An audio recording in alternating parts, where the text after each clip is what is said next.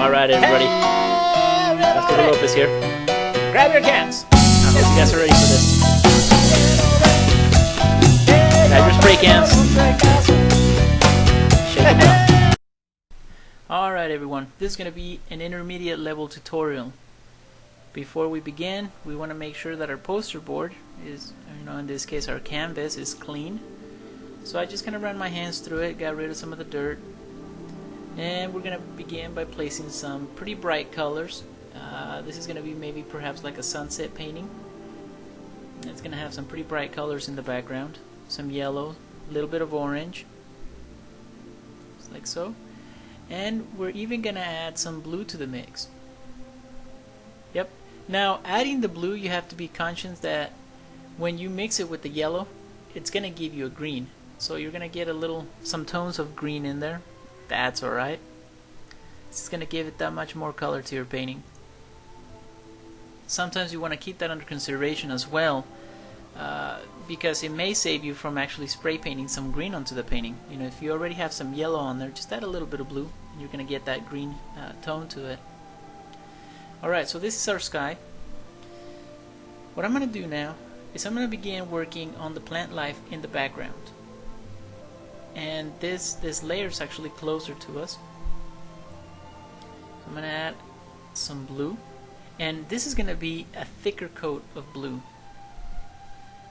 So as you can tell, it's not going to be as transparent as the layer that we added earlier. It's going to be a little bit darker, and we need it to be darker because this layer represents plant life, and as you know, it's pretty dense, so you can't quite see through it, and it's also closer to us. So I'm also going to add some black, but the black is going to go underneath, maybe in the middle of it. So this will give you a transitional effect from a dark color, which is black, to a blue, and that's what we want to do. We want to give this effect of a transition because there's sunlight coming from on top. So obviously the plants get a little lighter. With the straight edge here, this is the same technique that I use for water tinting and perhaps creating some ripples on the water. Well, in this case we're using this technique for creating sunlight bouncing off our plants. I'm going to mix some blue and white. Of course, this is going to give us a lighter tone of blue, not quite as dark as the one that we have on, and that's what we want. We want this lighter tone to represent some of the leaves that are being hit by the sunlight. So we're just going to add this throughout random spots, and it'll look something like this. Now take a look at this technique, guys. I'm going to create a waterfall. Now you can use a small straight edge like this one. In this case I'm going to use a little bit larger one, and I'm going to use the smaller one, the one that I was going to place before, to create falling water. Remember, you want to spray the colors off the straight edge and not off the painting. So I created a few ripples and then I sprayed a little bit on the top. You're going to see what this does. Now you can always go back, make it a little wider, a little more visible. Nice. We remove and you have an instant waterfall without having to create any extra type of rocks or anything. Now the technique that I'm about to show you here, I'm going to use some yellow, okay, and a little bit of orange. I'm going to create some terrain, but I want to make a point, guys. This is why we start off with our lighter colors first and then our darkers on top. Now this is not always true, especially in some of the planets, but it's very important to have the lighter colors underneath, because if you put them on top, you're going to get very bright rocks, perhaps a very bright terrain, and you really don't want that. So what we do is we always put our brighter colors underneath, right?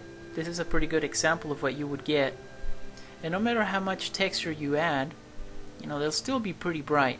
That's why you want to add the brighter colors underneath, put darkers on top, and perhaps a little bit of bright colors on top of your dark colors, just to give the effect of sunlight reflecting off the rocks, highlights. So this is what we got, right? Well, the technique I'm telling you about is you add the bright colors first, and then we're going to use our neutral color in this case. Remember, neutral colors is white or black, but we're going to use black, our black neutral color. I'm going to cover that up. Now, we added our highlights first, right, our bright colors. And with a magazine sheet, I'm going to remove the black and also combine the black with the bright colors underneath. And that's going to give us a totally different effect from what you just now saw. So we get our magazine sheet and we begin removing and combining, creating texture between the two colors. Now see, if you smear downwards, that'll give you the effect of, okay, now see how that happened? It's a little sticky. That's okay, guys, it happens. Use a little bit of clear coat, re-moisten your painting, and just kind of smear down. See, that'll give you the effect of rock. Perhaps rock that's been washed away over the years of water. You'll see this type of rock a lot in waterfalls. And as you can see, this rock is not too bright. It blends in with the background. And you can still see some highlights. You see some of the yellows and the oranges coming through, as well as some of the blue. I like this effect. This technique can also be used to correct some errors. Perhaps you didn't mean to make the rocks that bright and you put them down and they look too bright. Use a neutral color and go over it a few times. Alright, now I'm going to add some more blue with white. I'm just going to create some of these leaves in the background, some of these bushes, random plant life. Now I intend to cover several subjects in this tutorial. One, for example, the rocks. I've gotten a lot of emails, people asking me, well, how do you correct if you accidentally mess up? I put down the wrong colors. That's one way of doing it. Now also, how to create maybe a transitional painting. Perhaps your painting looks too dark. Perhaps you want to change it up a little bit. Well, I'm going to try and cover most of this in this tutorial. You guys remember my Spraycasso funnel, right? Very handy, especially for precision lines. You can make very diverse widths of the lines. So obviously we don't use brushes. So whenever you need a really fine line, well, the spray cap doesn't really quite make that effect. So we have to use this little Spraycasso funnel that I made. And I spray painted, as you can tell, a few colors underneath. And the paint is concentrated to come out through one point. I'm just going to create a tree right here.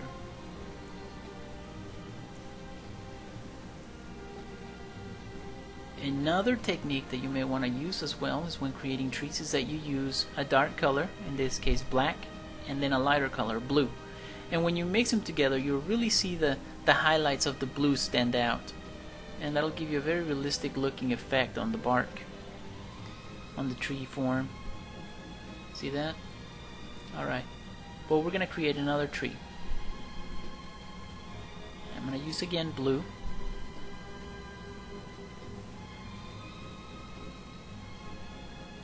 We're going to create this tree a little different. It's going to be not quite the usual tree like the other one that I made. I'm going to make this tree perhaps broken. I've gone out to I like to go out to the desert and just kind of take a look at some of the trees that you see out there, and sometimes I find myself that I'm painting a tree and somebody will tell me, well, there's I've never seen a tree like that, and it's amazing what kind of trees you can find out there, because I've actually seen a tree very similar to this one, and it inspired me to paint something similar to it. You can tell the tree was cut Perhaps it was broken. And it looks something like this. So I'm just making little branches. This is perhaps the new branches of the tree, trying to grow again. Just like so. See, this Spraycasso funnel comes in very handy. You can actually add quite a bit of details to paintings that you normally couldn't. Okay, I just went through, added a few more branches to our other tree. And I'm using a straight edge here. Very long one, because I'm going to create water underneath. And I don't want to get any overspray in the rest of my painting. So we use a long straight edge. And on this case, you do want the colors to be spray painted directly onto your painting and not quite as much bounced off your straight edge. So I'm used a little bit of blue, some black on the bottom, and just a little bit of white at the very top of the straight edge. Now the white is important as it will differentiate where the start of the water is and where it ends or where it begins. Very cool, huh? Alright, let's put that back. I'm gonna mimic some of the colors that I put on top. So I'm gonna put, I see yellow, I'm gonna put some yellow. I see some red, so I'm gonna put some red. We already have some blue, but I'm still gonna go over it with a little bit of blue. And just kind of copy the colors that you see up there. Okay, white. Now notice how I put the white on top of the straight edge this time. That'll give us the effect of the waterfall, you know, the little mist that comes out when the water is coming down. Now the same technique that we used on top to create light reflecting off some of our plant life is the same technique that I'm using here to create the water ripples. This will also give you the effect of light bouncing off the water lines. So it's very handy. As you can tell, it'll give your painting a lot of realism. Okay, so this is what we have so far. You know, you want to add something else to it. I do believe there is painter's block, and sometimes it happens, and it happens to the best of us. When you create something, you say, well, I just don't know what to add. Well, I'm gonna add some more color. I also think this painting is a little dark. And I've actually had a lot of people buy some paintings from me, or they tell me that they would like a darker tone painting. Well, you know, this is a pretty easy way of doing it. But let's say you want to change it up. You don't want it so dark. I went ahead and just mixed a little bit of yellow with some orange. And you want to use the sea sponge right in between the two. You don't want to get too much orange, not enough yellow. Try and get it right in between, and then put your new added plant life just randomly throughout your painting. You can even do that with some more colors. In this case, I added some red, and you can tell where the sea sponge removed the red and the yellow. So now I'm having a transitional color between red and yellow, and since I used orange, you'll see some orange in there as well. Now you can't use your brush too many times.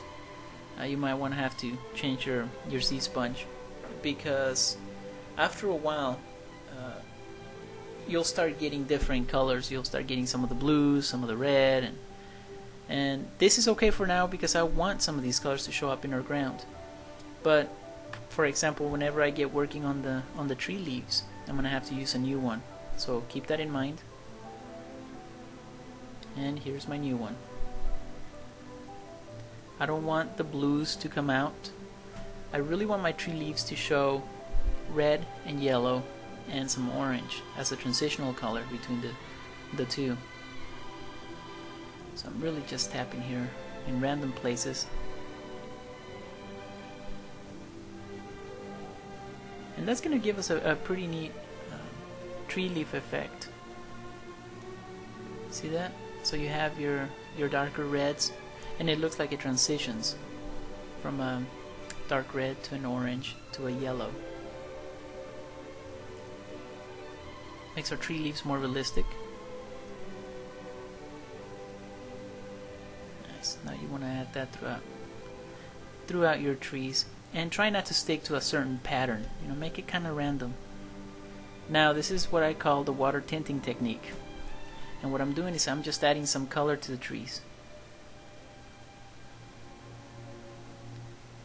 using a little bit of orange. And there you go, you've tinted your tree to a different color. I mostly use that on water, but as you can tell, it can be used on trees and other aspects of the painting. You can add highlights with it. In this case, I'll add some minor highlights here. See, and that can make your trees look more realistic and 3D as well. Nice. Alright, now what we're going to want to do is create the light source. Obviously it's daytime, so we need a light source, and this is the same technique that I used to create the sun in my earlier paintings, my space paintings. This is a technique that's also used in beginner tutorials. Now we're going to take that a step further though, and we're going to make it more realistic by adding some more lines to it. Now you see how you've just created the effect of a light beam coming down. Don't get me wrong, the light beam effect was there before, but not quite as realistic as this. Now, let me show you. Now you want to bounce that off the straight edge and not directly from onto your painting. Okay. Now we're going to do that pretty much to all the rays that we created before.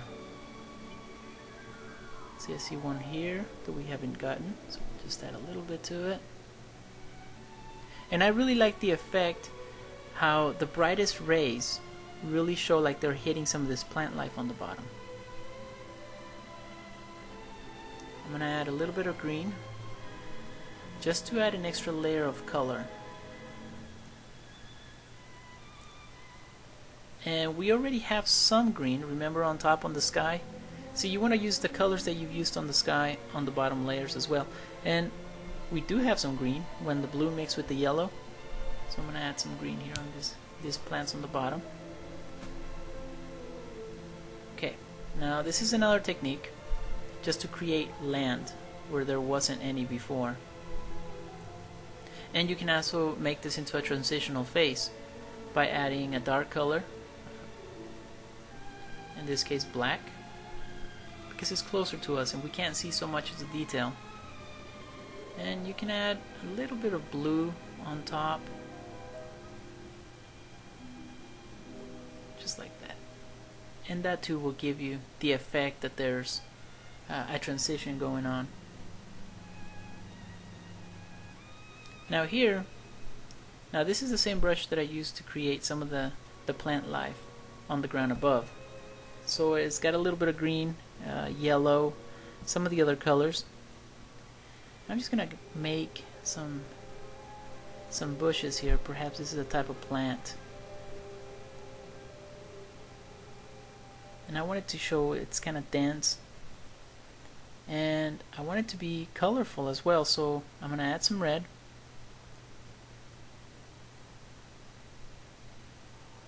Very lightly. Now red is very overpowering on your paintings, and you can tell, you can easily spot the red spots throughout the painting. So you don't want to use too much. You don't want to make it too bright red. Now I'm just going to add a little bit of black here, and you can add another layer of plants, but in this case, if I make too many plants, I will not be able to sign it, so I'm just going to go ahead and sign it right now. Spraycasso 2009. Alright, let's continue with our painting. We're not done yet. There's still a few things I want to show you guys. Okay, so this is what we have so far. This is our painting. It looks pretty colorful, right? So you've seen several transitions of it. You saw it from going quite dark to a little brighter to now I'm going to show you a new technique that I've used. This is the same technique that I've used on the earlier tutorials, the beginner level. This is the force fill technique, except instead of using white, I'm going to use some yellow, and I'm going to place this kind of like highlights just on top of several different bushes that you see here in the background. Nice. I'm also gonna use this technique on the trees above, so I'm also gonna use this on there. Now I'm adding a little bit of white, yes, and I want the white just on certain spots. I don't want it all over the place. Pretty much just on the spots where you see the light beams coming down, because that's really where the sun is hitting it. So you want to add some of those right there. I like this technique. I've used it quite often on plants, kind of like you see here. It just gives your painting a warmer feeling, brighter. You see the light coming down and bouncing off, and it also gives it a sort of realistic type of feel to it, more mystical.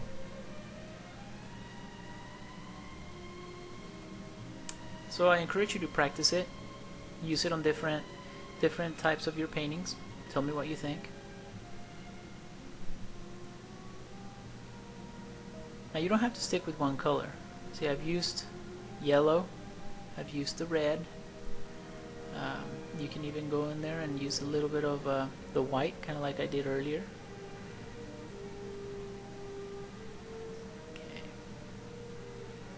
So I'm going to start doing this on the trees above as well.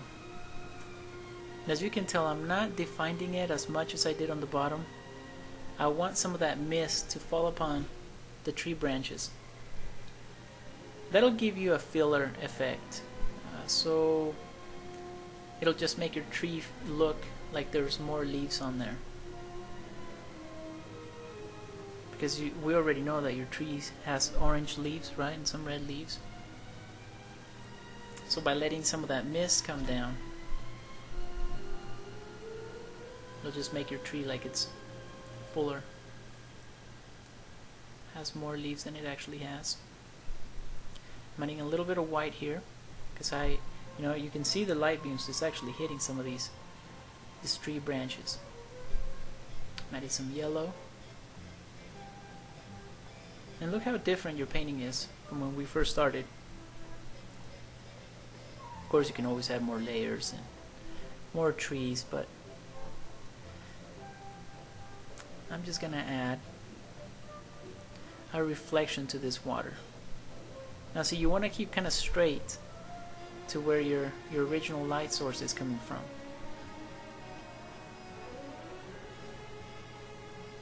In this case, just like that. And you can add a little bit right where the points intersect. Just a little bit of white. Gives you a nice glowing effect. Alright. Now you can always go back and tint the water.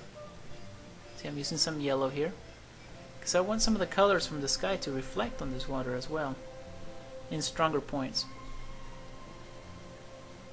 Kind of like the white. I'm using a little bit of red. Orange. And there you go, folks. Keep those cans shaking, and until next time.